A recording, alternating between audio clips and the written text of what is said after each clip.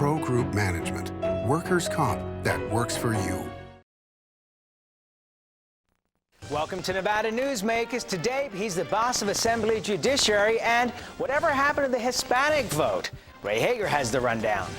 Today's first guest is Assemblyman Bernie Anderson of Sparks, who has whistleblowing on his mind. And then we talk to Roberto Nerey and Jesse Guiterrez, who will talk about the diversity of the Hispanic vote in Nevada. Sam? And coming up on the Power Pundit panel today, Mylan, Hawkins, Derek Morse, and Dick Gammick. It's all coming up next on an all-new Nevada Newsmakers.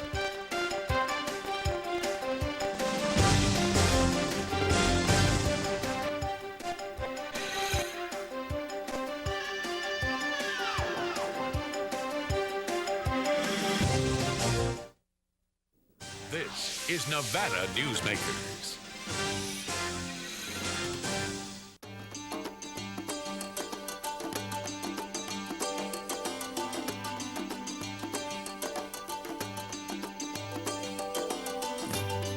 Many of the materials we rely on every day come from the ground, and modern mining technology brings them to us cleaner and safer than ever before. To learn more about America's natural resources, visit nma.org, the National Mining Association. If you own a business and want to maximize your company's potential, join the Retail Association of Nevada. Our membership benefits include the Nevada Retail Network Self-Insured Group, providing workers' compensation coverage that can lower your rates. That savings can go directly to your bottom line. We are an effective pro-business organization that lobbies on behalf of our business members. The Retail Association of Nevada, protecting Nevada businesses for 35 years.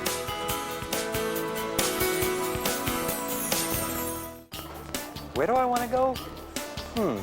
Me? Denver. Anchorage, Alaska. Atlanta.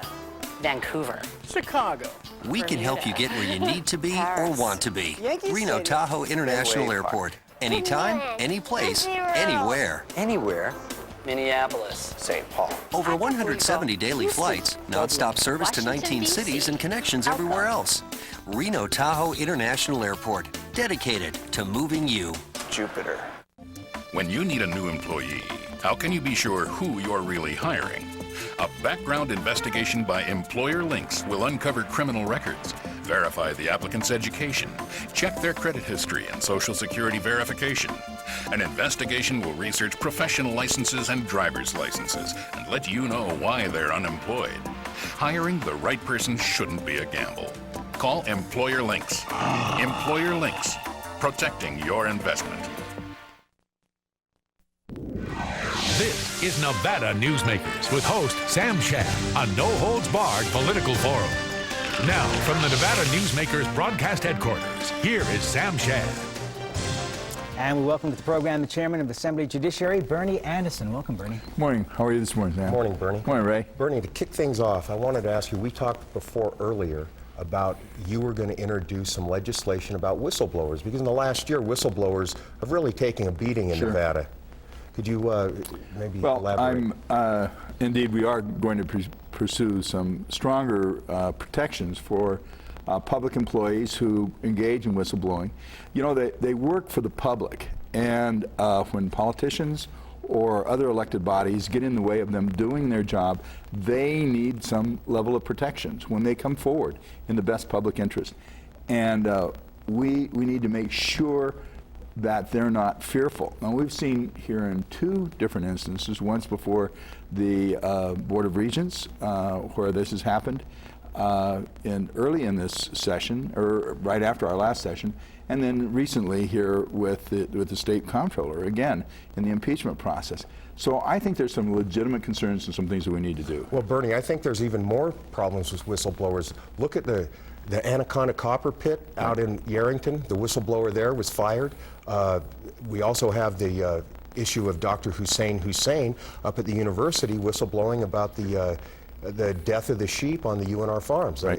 It's almost whistleblowing is now it's almost a death sentence for your employment. It's an end to your employment. It truly is, and we have to give public employees the confidence that we care about them. I mean, clearly, to go into this kind of area, protection of their job rights, protection of the integrity of what they're doing as a professional people. The professor from up at the university is one of the examples. Again, we're terribly concerned about it. And it's not just me.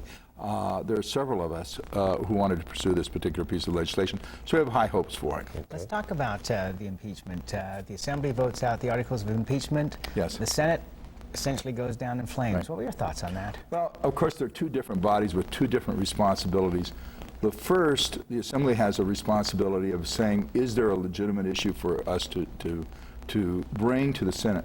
We felt very, very confident, as you can see by the 42-0 vote, that those 3 articles of impeachment were legitimate. Now, one of them was rejected in its entirety. One of them did not receive the necessary numbers, although it passed the majority of the Senate. The third, of course, was sustained. The penalty phase, I think I was a little disappointed with, but those are the choices of the Senate, and that is the difference between the two bodies. They have a different set of responsibilities in impeachment proceedings, and that is the nature of the game. Bernie, because the Assembly and the Senate were so split on this impeachment of Kathy Augustine, how are you going to mend those bridges, or are you going to be able to work with the senators during this legislative? There seems a lot of tension between the Assembly and the Senate. Well, I think there's a lot of internal tension already left over from the previous session that is going to prove to be a challenge for all of us. Courtesy, decorum, process has to be the focus of both bodies. And there are some inherent differences between the Assembly and the Senate. If we can focus on keeping our level of civility, not break down into juvenile behavior, I have high hopes that this session may be better than the last. Do you want to name some names when you refer to juvenile behavior? Well, I often make this similar to my classroom. I guess now that I'm a retired teacher, I'm used to dealing with 16, 17, 18-year-olds, and when I see that behavior demonstrated in adults, it always disturbs me. And that's not a plague relative to the Assembly, or particularly to the Assembly, or to particularly members of the Senate, but I know that juvenile behavior does not necessarily come from just kids. Who though, Bernie? Who's a juvenile in the Senate, well, for example? They have a tendency to focus on personalities rather than on the issues. I'm a process kind of person. I'm not going to name names. I know Sam and you would really love that. We'd love that. You could write them down for us, and then we could just read them on the air. You know, we don't have many viewers watching this show. No, well, you know, that's not my view. I see this 2 or 3 times a week. So okay, let's change topics. Sure. We know we can't go anywhere in that direction. New composition on Assembly Judiciary. Tell us how that's going to play. Well, there is. We're going to go from a 15-member committee to a 14-member committee, which is kind of nice for me. Trying to keep a majority, on that. Trying to keep it focused on the issues, which the Assembly Judiciary has been able to do. We've not broken down into bipartisan bickering yet. Well, I was going to say on very many I'm being a occasions. realist. Occasionally it does, but usually it doesn't. So we have 4 new Assembly people, which is kind of the smallest freshman class that we've had, because usually the Assembly Judiciary or Government Affairs is where you have to be if you're a freshman. And so I'm very, very hopeful. We have a very strong committee coming back this time, and the new freshmen appear to have really good backgrounds. I'm very, very pleased with the way it looks. Real quick, as the Judiciary Committee Chair, who do you see becoming the new Attorney General after Brian Sandoval leaves? Well, I think that is absolutely the biggest horse race of the century. For us here in Nevada, I've heard 3 or 4 names thrown out. One of the people that I thought was really a good, strong person was Scott Scheer, and then I hear, by the way, that he absolutely is not. So, Mark Amodei? I've heard Mark Amodei too, and I'm somewhat doubtful that Mark would be interested in doing it. But he said on the program. Well, if he says Mark would be an excellent selection. He's a great guy. And we're out of time. We'll welcome you back during the session. Thanks so much for being here. Well, thanks for having me, Sam. I appreciate it. Always a pleasure. We'll be right back on Nevada Newsmakers after this. Nevada Newsmakers, brought to you in part by Sunbelt Communication. Siegfried and Roy presents Darren Romeo. There's magic in his voice, And there's music in his magic. Brilliant young talent like this is very rare. The music of the night. I'm Darren Romeo. Thank you. Unbelievable. Wow. Fantastic. Dinner and show package from $27.95. Call the Eldorado at 786-5700.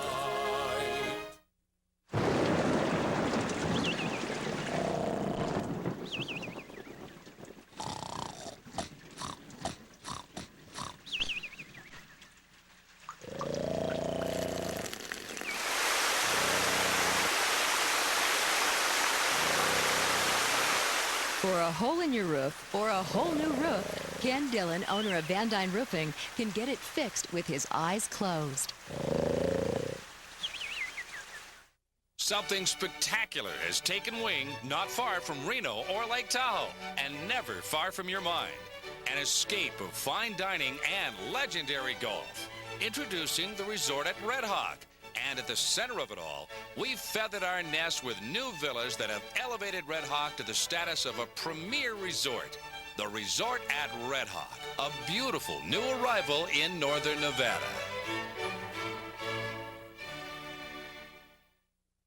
It's America's largest historical district, and it's fun for the entire family. Virginia City is where the West comes alive every day, from train rides to gunslingers. Your gang can explore mines and interesting museums, visit historic saloons, and do some great shopping.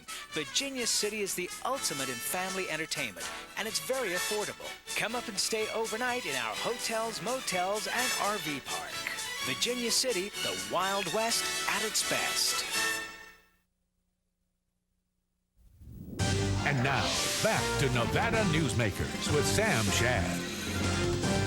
And back on Nevada Newsmakers, the Hispanic vote has been discussed many times over the last couple of years, and it was a very interesting result in the election, and we welcome to discuss that Jesse Guiterrez, who is a Hispanic businessman, and we also have Roberto Nerey, who is Mexican-American Democrats. Sure. Welcome to both of you. Pleasure to have you here. Thanks a lot for having us. Thank you for having us. Okay, first of all, let's start out with you, Roberto. You're the Democrat here out of the two. Yes, sir. Do you think that in some ways the Democrats as a national party and even as a state party kind of took the Hispanic vote for granted? It always happens. We always fall short, unfortunately.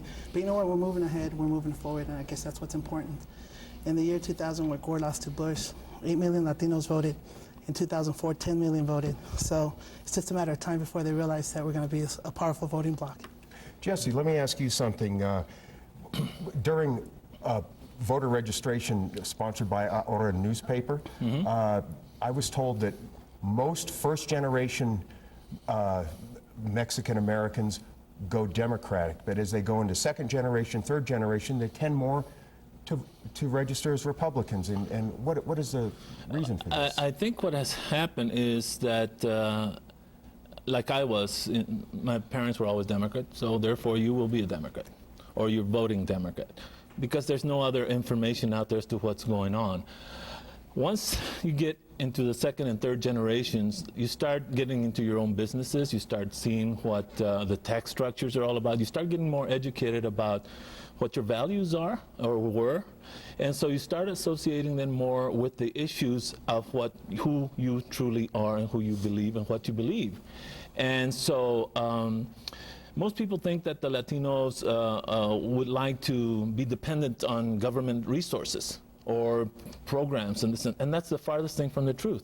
They're proud people. They want to be able to do their own thing without a lot of government intervention, or without a lot of other things that the government does provide up to a certain point. But they would like to be able to be considered as, we like to work for ourselves, we like to be able to do things for ourselves, we don't like the handouts. And then when people start getting that label on the Latinos, then they associate themselves with one party and not the other. You know, this thinking about the Democrats are for the poor and the Republicans are for the rich. That's the only thing that has been talked about for a long time, but then they don't talk about the issues that involve each of those things. Well, Roberto, can I ask you this? Did the Democrats miss out on the fact that Hispanics in general, appear to be, according to this last vote, to be somewhat conservative in values, for example. That's just a myth. It all depends on education. But before we get into that, let me touch on this. It really depends who you ask. I'm an immigrant. I wasn't born in this country. However, I'm part of this country because I was raised here. This is where I got my education. Got involved in politics and government. Then I came out, got involved with the Republican Party. After 6 years of campaigning, being involved in the Republican Party, I realized that what they said was one thing and what they did was another. So that was a result of me, as a young Latino American, to go Democrat. Would you explain what you mean by that? Give us an example of where they said one thing and did something else. Well, to us, immigration is very important. You know, to us, job employment is very important. So it all depends on the individual in respects to what you hold here. If you're telling me that you're going to go for immigration and assist us with our issues, then do that. Don't lie to us one day and then, you know, flip-flop the other. And as a result of that, you know, you lose trust. The Catholic Church plays a major role, yes, but it's not the lead role. Latinos want hope. They want people who can actually lead them, people who will listen to their needs, to their issues. When you do that, then you've got the Latino bloc. And so far, unfortunately, neither the Democrats or the Republicans have done that. And in the future, you're going to see who wins with respect to who doesn't ignore us anymore. Okay, well, let's talk about the Catholic Church for 1 minute. They attract Hispanic or Latino voters because of their stances on anti-gay marriage, anti-abortion. How does that play into My politics? brothers and sisters are they're anti-abortion, and they're Democrats, because they realize that when they look at the sheet in respects to the philosophies and how people vote, you know, the way the Democrats actually vote, it's more for the people in respects to how they see and they vision democracy, as opposed to the Republican side. So it really all depends. But I guess that's a misleading factor that a lot of Latinos have, just because Democrats have been labeled as pro-choice. That doesn't mean, you know, we don't respect religion and we don't have gods in our lives. On the contrary. Jesse, you want to have the last response here? Yeah, it's all a matter of upbringing. I think that has a lot to do with it, and the culture is one thing. But then after you get, like Roberto said, I agree on that one point, that you do get educated. Well, you get educated in more ways than one. When you're talking about the issues of immigration, whatever, none of the former presidents in the past that I know of has taken a stand on any kind of immigration, at least, you know, that I know of. They always avoid that issue. It's always an issue where, because of the hypocrisy that exists with it, I mean, people don't want it here, it's illegal, this and that, but yet the major corporates and everybody uses that labor force. Absolutely. And it's a hypocrisy that keeps going on. So nobody touches that issue. But among the other situations that occur is that people learn that they don't want to be dependent all the time on government. They want to be able to sustain themselves, and the labels that have been given on Latinos about wanting government programs is BS. Okay, and this president certainly is in full favor of reforming some of the immigration laws. He was the first one that took a step on it, at least something. We're out of time. We welcome you guys to come back. An interesting debate. We'll be right back on Nevada Newsmakers after this. This is Nevada Newsmakers.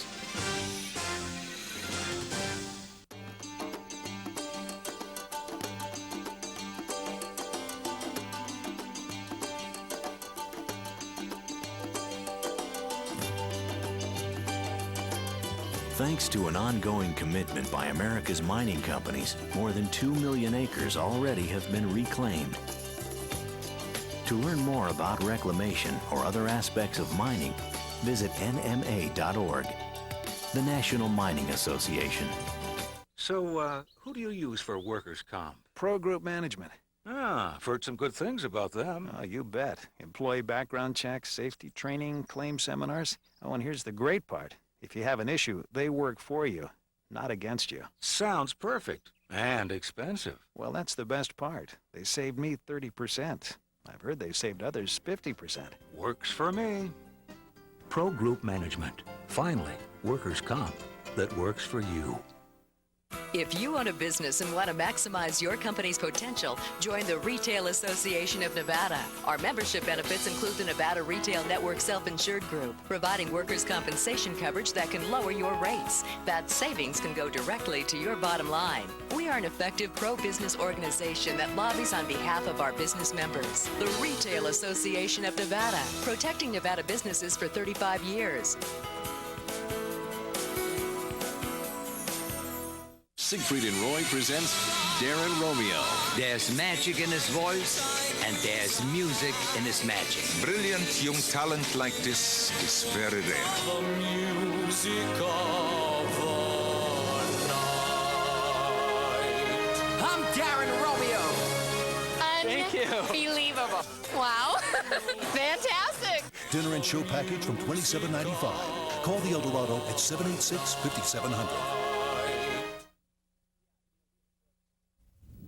And now, back to Nevada Newsmakers with Sam Shad. And back on Nevada Newsmakers, our Power Pundit panel wound up and ready to go here. District Attorney for Washoe County, Dick Gammick, is here. Mylan Hawkins, Vice President of Interface Computer Associates, and Derek Morse, Deputy Executive Director of the RTC in Northern Nevada, but speaking on his own behalf today. Dick, you wanted to talk, the governor appointed judges yesterday to replace the folks who are moving into the Supreme Court. Your He thoughts? made appointments both north and south, 2 district court judges here, one in the family court and one in the 2nd Judicial District Court, and then he made an appointment in Clark County yesterday. I think they were all good appointments. We've got some fairly, I believe, conservative people that'll be coming on the bench, and I think it'll be a real benefit. The individual in Clark County is Chief Deputy District Attorney Herndon. He's had quite a bit of experience as a prosecutor, and he'll now go to the bench. And then up here is Bob Perry, who used to be a Deputy District Attorney here in Washoe County. And then David Hardy will be going to the family court, replacing Judge McGee. So I think it's a good selection all the way around. We'll thank the governor. Mylan?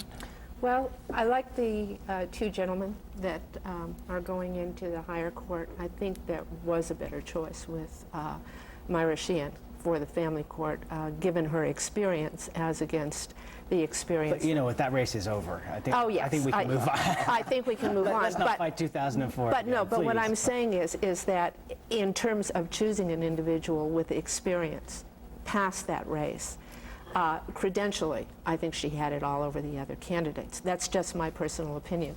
I have worked with her in volunteer lawyers and in Washoe Legal Services, and have a great deal of respect for the background that she has. So I come to this with a little bit of understanding about what her knowledge was in family issues.